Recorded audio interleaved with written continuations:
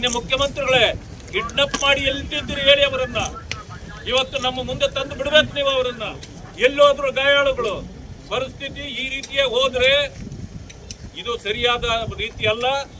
ಮುಖಂಡರುಗಳು ನಾವೆಲ್ಲರೂ ಸೇರಿ ನಿಮಗೆ ಪಾಠ ಕಲಿಸಬೇಕಾಗ್ತದೆ.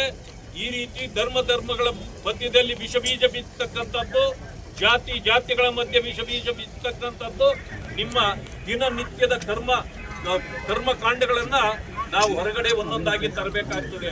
ಯಾರು ಇವತ್ತು ಟ್ವೀಟ್ ಮಾಡಿದ್ದೀರಿ ನೋಡಿದ್ವಿ ನಾವು ಕೂಡ. ಈ ಹಿಂದುಳಿದ ವರ್ಗಗಳನ್ನ ಎತ್ತಿಕಟ್ಟಿರ್ತಕ್ಕಂಥವ್ರು ಯಾರು? ಇವತ್ತು ವೀರಶೈವರಿಗೆ ನೀವು ಮೀಸಲಾತಿ ಕೊಟ್ರೆ ಯಾರಿಗೆ ಅನ್ಯಾಯ ಆಗೋದು ಯಾರಿಗಿದೆ? ಯಾರಿಗೆ ತೊಂದರೆ ಆಗೋದು ಯಾರಿಗೆ? ಆದ್ರೆ ನೀವು ಮಾಡ್ತಿರ್ತಕ್ಕಂಥ ಅಲ್ವ ಎಷ್ಟು ಸರಿ? ಯಾವ ರೀತಿ ಇದು? ನೀವು ಮುಖ್ಯಮಂತ್ರಿ ಆಗ್ಲಿಕ್ಕೆ ಒಂದು ಯೋಗ್ಯರ ಅಂತಕ್ಕಂಥ ಪ್ರಶ್ನೆಯನ್ನ ಮುಖಂಡರುಗಳು ಮಾಡಬೇಕಾಗ್ತದೆ. ಇದನ್ನ ಹೀಗೆ ಮುಂದುವರೆದ್ರೆ ನಾವು ಉಗ್ರ ಹೋರಾಟವನ್ನ ಮಾಡಬೇಕಾಗ್ತದೆ.